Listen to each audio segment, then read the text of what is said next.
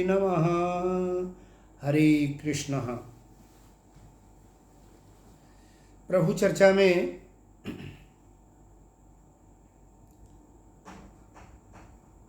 पिछले कार्यक्रम में अध्याय 2 के 28वें श्लोक तक भगवान श्री कृष्ण के द्वारा सांख्य योग का प्रतिपादन किया गया। आत्मा के नित्य, शाश्वत, निराकार, निर्लिप्तता के विभिन्न लक्षणों को बड़े सुंदर तरीके से श्री भगवान जी ने उपदेश किया और अर्जुन को उनके धर्म पर आरूढ़ रहने अर्थात युद्ध करने के लिए प्रेरणा दी। उन्होंने समझाया कि आत्मा को यदि आप जन्म लेके मरने वाला और मर के शरीर त्याग के बाद पुनः जन्म लेने वाला भी माने तो दोनों ही मत को जानकर आपको शोक नहीं करना चाहिए, वरन अपने कर्तव्य का पालन करना चाहिए अर्थात युद्ध करना चाहिए। अब भगवान 29वें श्लोक में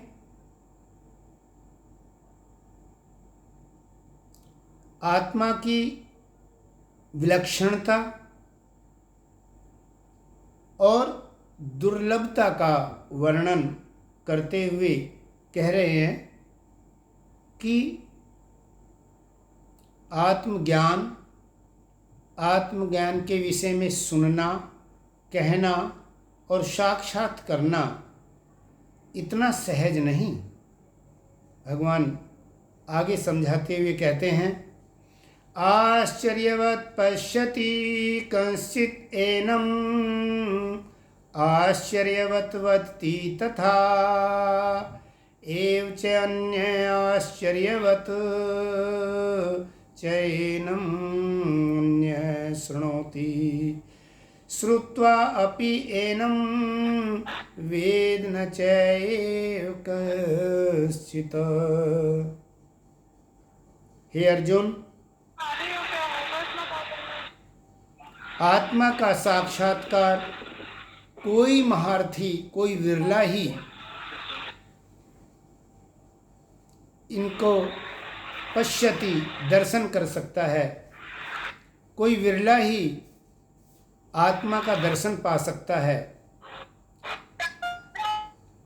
कोई महासाधक ही इसे आश्चर्य के साथ कहता है और कोई इसे आश्चर्य के साथ सुनता है और कोई तो सुनकर भी आत्मा के बारे में नहीं जान पाता। भगवान कह रहे हैं अर्थात अर्जुन को आत्मिक ज्ञान का उपदेश भी कर रहे हैं, साथ साथ ये भी कह रहे हैं कि आत्म साक्षात होना इतना सहज नहीं। अगर कोई कहता है तो यह आश्चर्य है, सर्वसाधारण के लिए आश्चर्यवत ही वो कहता है, क्योंकि उनका दर्शन विलक्षण है, वाणी का विषय नहीं, अर्थात अलौकिकता को प्राप्त महारथी ही इसे कह पाता है, अर्थात उसका कहना भी आश्चर्यमय है, सुनना भी बड़े सौभाग्य से प्राप्त होता है, अर्थात सुनना भी आश्चर्यमय है।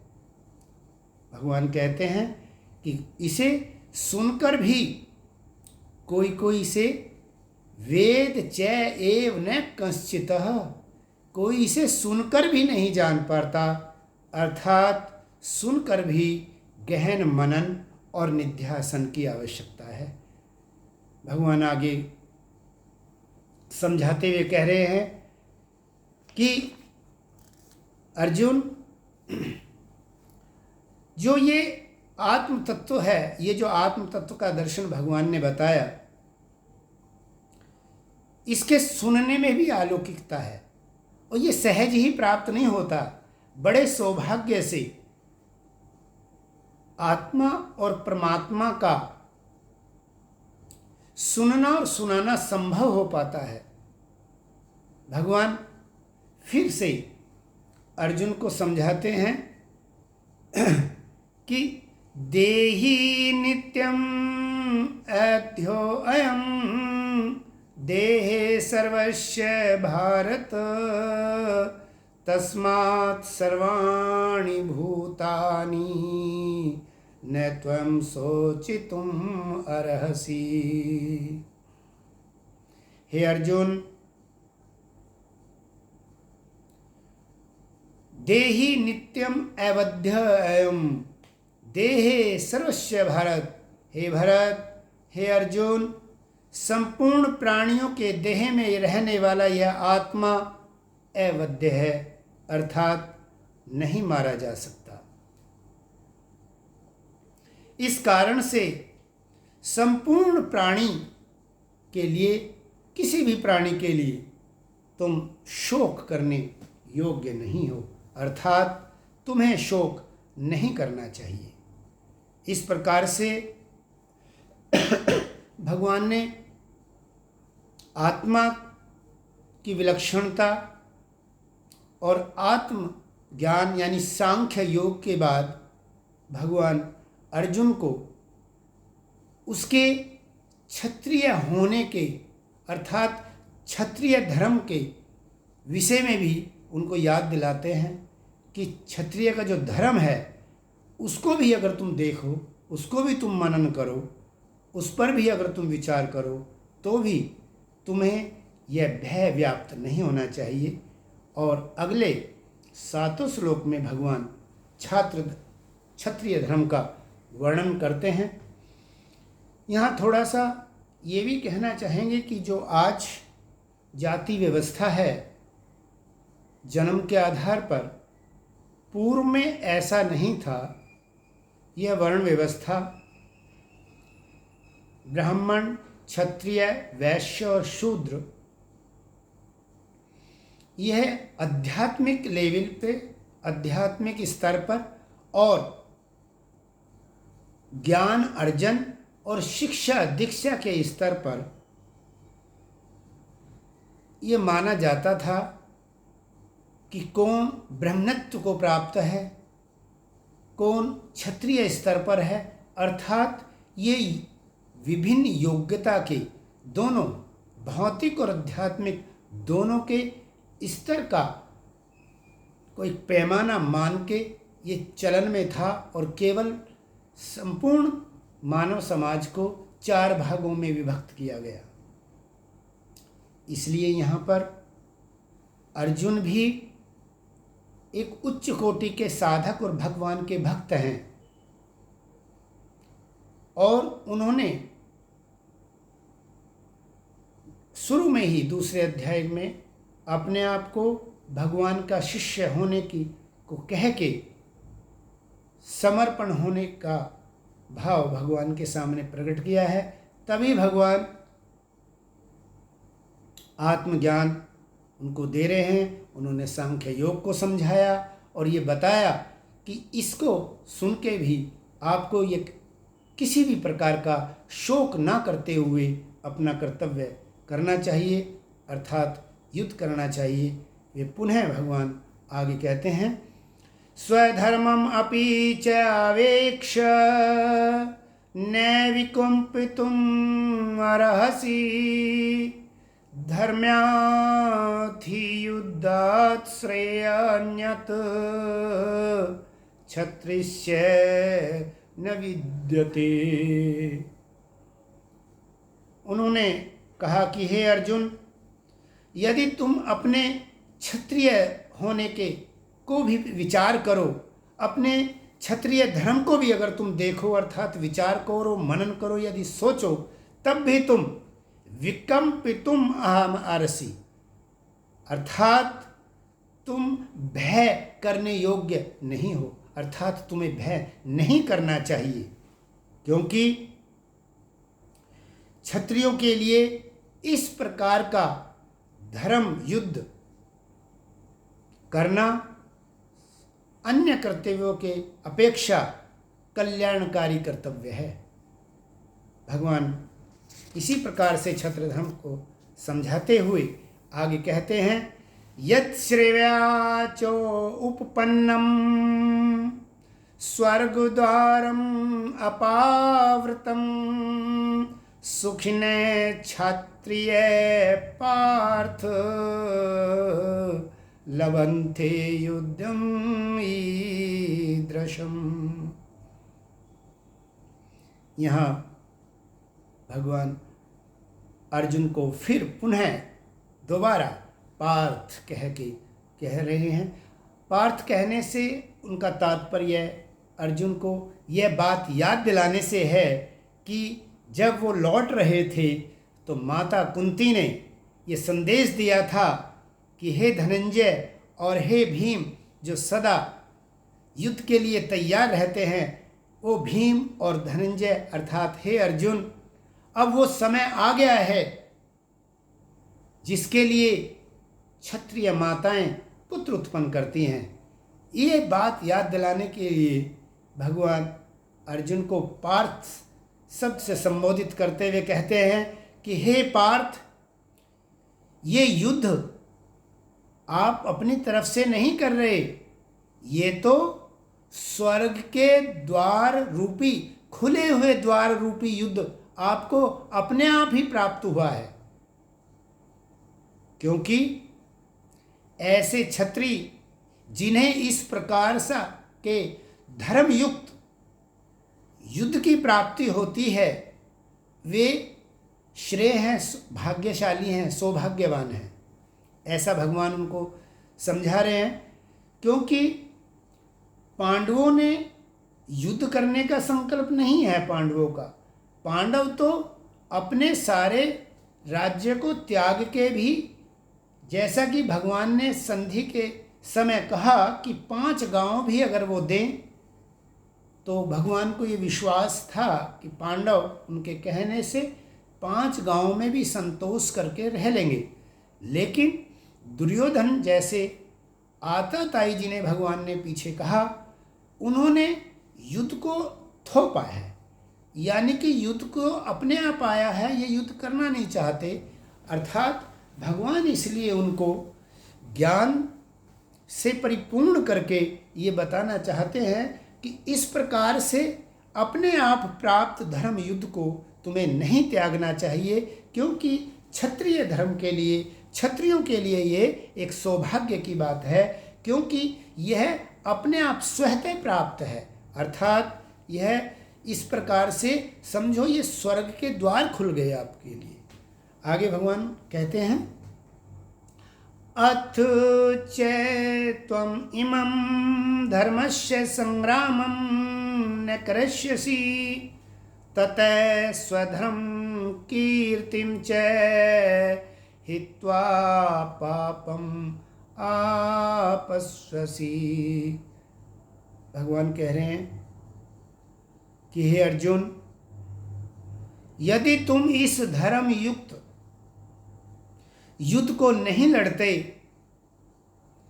क्योंकि भगवान का अवतार धर्म स्थापना के लिए भी है, और प्रत्येक जीव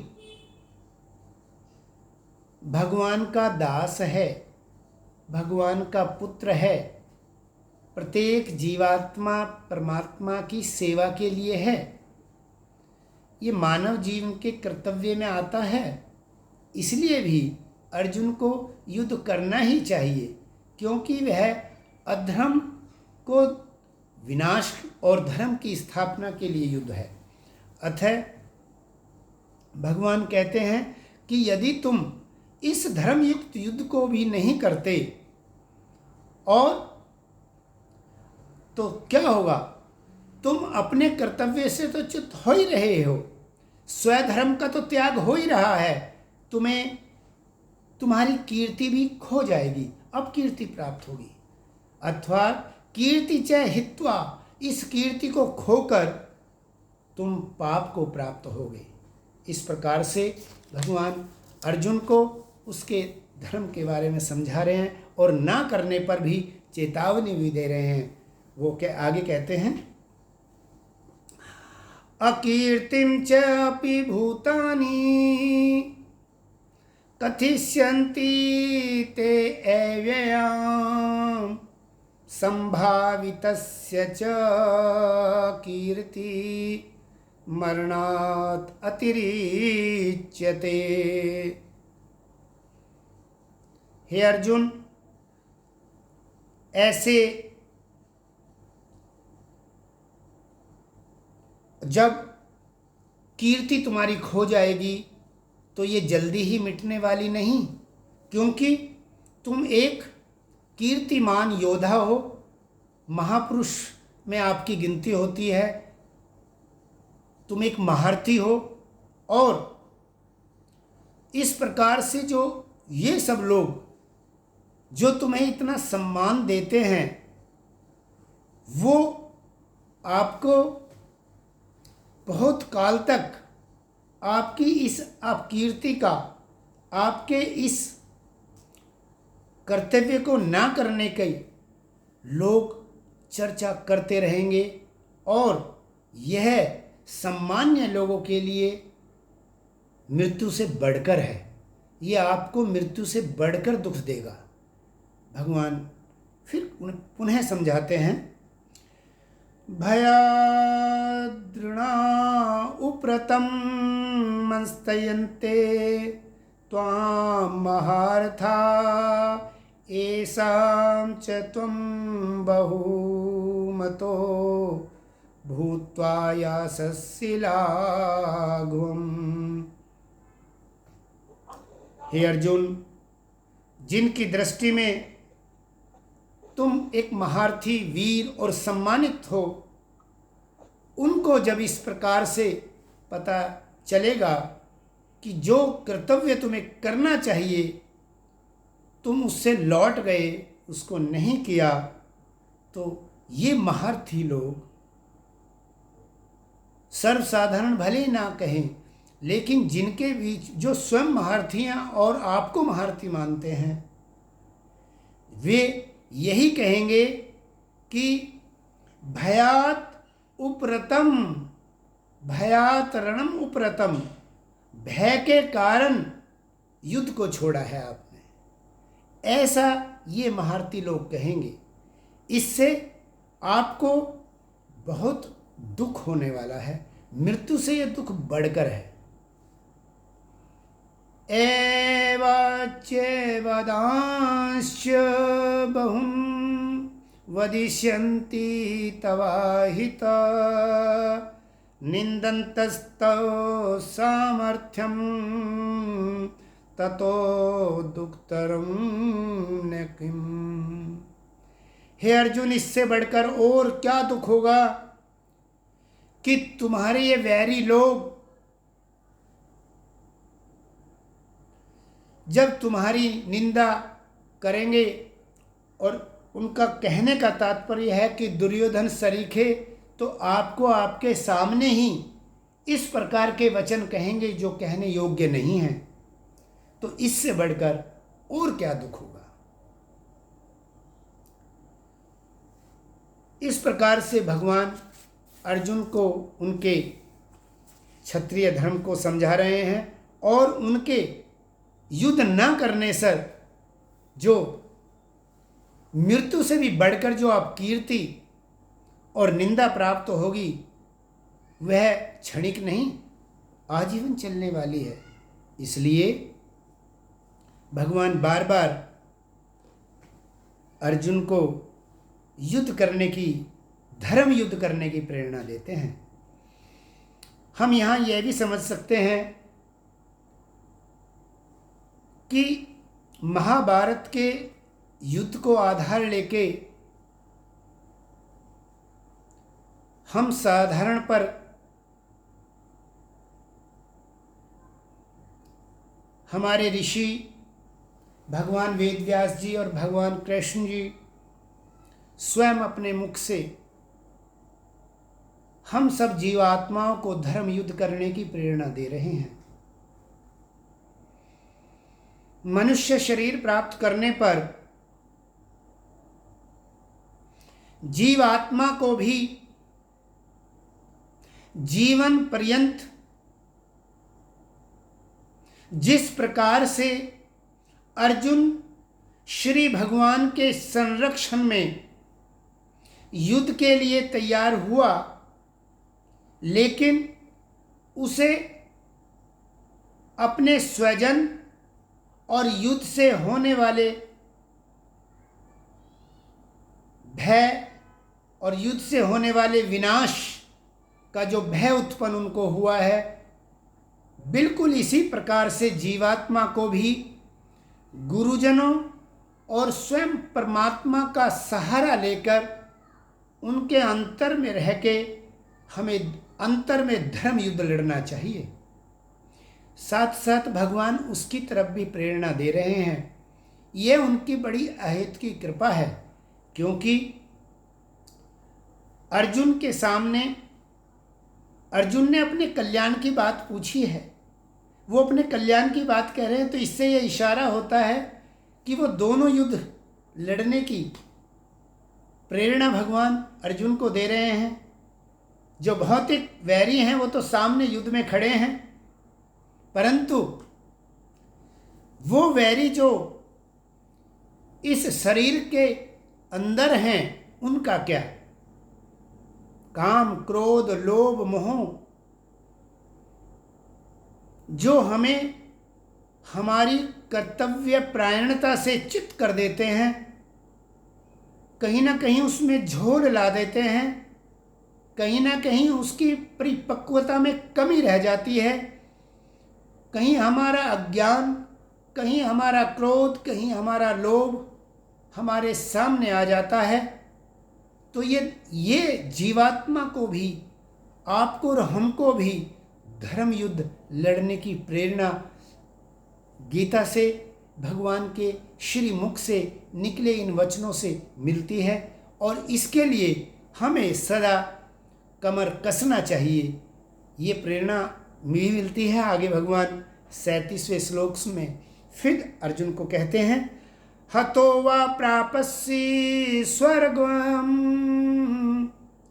जीत्वा वा भोक्ष्यसे महिम तस्मात् उत्तिष्ठ कौन्तेय युद्धाय कृत निश्चय।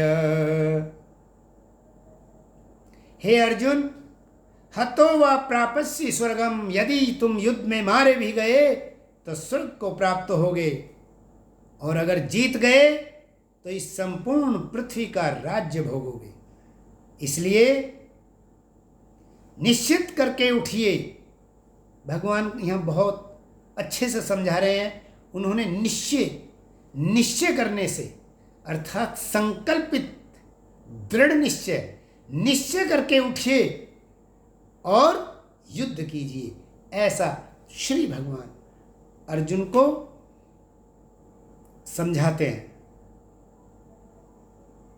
अर्थात भगवान युद्ध का श्रेष्ठत्व सिद्ध कर रहे हैं,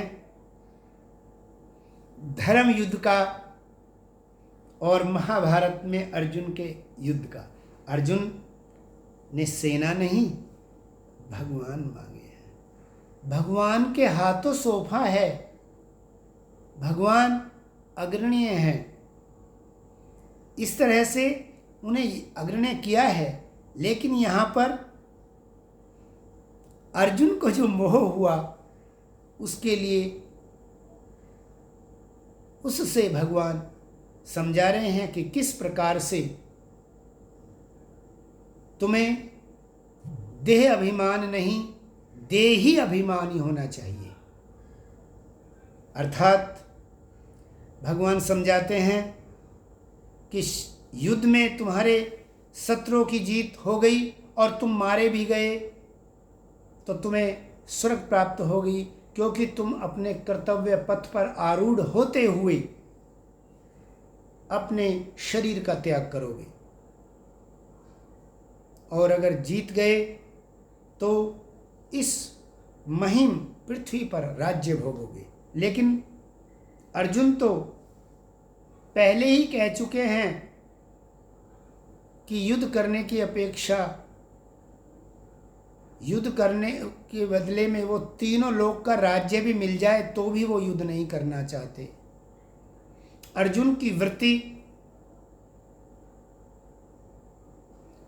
संसारिक धन धान्य को प्राप्त करने, छीनने या उसके लिए उद्योग करने की अपेक्षा भगवान से उनकी शरणागत होके अपने कल्याण की बात भगवान से पूछ रहे हैं। और भगवान भी उन्हें उनके कर्तव्य की तरफ प्रेरित करते हुए आत्मज्ञान को समझा रहे हैं। इस प्रकार से इन 7 श्लोक में भगवान ने आत्मज्ञान और आत्मा के आने जाने को भी, अगर इस मत को भी माने तो भी, और अपने क्षत्रिय होने का पर भी वो मनन करें, विचार करें, इस बात को भी अगर वो देखें तो इस सभी ये बात के लिए अर्जुन को बाध्य करते हैं कि उन्हें युद्ध करना चाहिए। अतः भगवान यहाँ पर आज्ञा देते हैं कि हे पार्थ, हे अर्जुन, निश्चित करके तुम उठिए और युद्ध कीजिए। इस प्रकार से आज के हरि चर्चा में हमने 37वें श्लोक पे विराम देते हैं और पुनः इस उपदेश से जो भगवान ने हम जीवों के लिए दिया, इस यहाँ महाभारत में अर्जुन की पात्रता के बहाने श्री भगवान आज भी उनकी शिष्यता को धारण करने की योग्यता जिसमें होती है, वो आज भी भगवान कहीं ना कहीं किसी भी साधन से, किसी उनके आत्म साक्षात्कारी संतों, ऋषियों, महात्माओं अथवा किसी न किसी तरह से भगवान आज भी साकार ज्ञान प्रदान करते हैं। तो इस उपदेश से हम ये सीखते हैं, हमें ये धारणा करनी है कि हम में ये योग्यता बनी रहे कि हम अपने परमात्मा के चरणों में समर्पित भाव से अपने जीवन अर्थात भौतिक जीवन और आध्यात्मिक जीवन, शारीरिक और मानसिक दोनों में संतुलन बनाते हुए आगे बढ़ते रहें, निरंतर बढ़ते रहें, परमात्मा का नाम लेते रहें। साधना, तप, व्रत जैसा भी माकूल लगे, आपके अनुकूल हैं, आप जहाँ भी हैं वहीं से सत संकल्प के साथ परमात्मा की भक्ति करते हुए आगे बढ़ें। और हमें ये ध्यान रखना चाहिए कि जो इस शरीर से और जहाँ हम हैं, जो हमारे अपने कर्तव्य बनते हैं, उन कर्तव्य को करते हुए परमात्मा के सहारा लेके कर्तव्य का निर्वाह करें, कर्तव्य करें, भगवान को समर्पित करें और भगवान का हमेशा स्मरण करते हुए इस जीवन को आगे बढ़ाएं और अपने लक्ष्य को प्राप्त करें। हमें ये हमेशा याद रखना है कि मैं एक परमात्मा का शुद्ध बुद्ध अंश आत्मा हूँ। इस बात का भाव मन में बार बार विचार करने से इसमें दृढ़ता आती है। यह बात कहीं ना कहीं हमारी वृत्ति में शामिल हो जाती है। हमारे चित्त पर ये बात जब उतर जाती है कि मैं परमात्मा का पुत्र हूँ, मैं परमात्मा का अंश आत्मा हूँ, तब हम अपने इस शरीर को साधन स्वरूप बड़ी उपयोगिता से इसका बर्ताव करते हैं और भौतिक और आध्यात्मिक दोनों का यहीं पर आनंद लेते हुए आनंद पूर्वक हम आगे बढ़ते हैं और हम जीवात्मा के आसपास जो जीवात्माएं हैं, जो दूसरी आत्माएं हैं, वो भी जहाँ आपकी उपस्थिति होती है वहाँ पर परमात्मा की किरणें जब आपके अंतर में उतरने लगती हैं तो आपके वचनों में माधुर्य, आपकी आँखों में सजलता, स्नेह, प्रेम, आपकी दृष्टि में दया भाव, भावुकता, साहस, कर्तव्यपरायणता इत्यादि अनेक देवी संपदा के गुण स्वतः ही आने लगते हैं। काम, क्रोध, लोभ, मोह, मत्सर, ये जो आज विरोध में वैरी बन के खड़े होते हैं, वो जो अब तक व्यवधान उत्पन्न करने वाले महसूस होते हैं हमें अमुक पथ पर बढ़ जाने के लिए, वो हमें हमारे अंदर में रहेंगे, हमारे कंट्रोल में होंगे, हमारे वश में होंगे और वश में होके जब हम परमात्मा की भक्ति पर एक कदम आगे बढ़ाएंगे तो ये इस शरीर में मित्रवत रहकर कार्य करेंगे। ऐसी मुझे प्रेरणा है, ऐसे मेरा भाव कहता है, ऐसी गुरु कृपा है। प्रेम से बोलिए सच्चे दरबार की जय, आनंद कंद भगवान की जय। ओ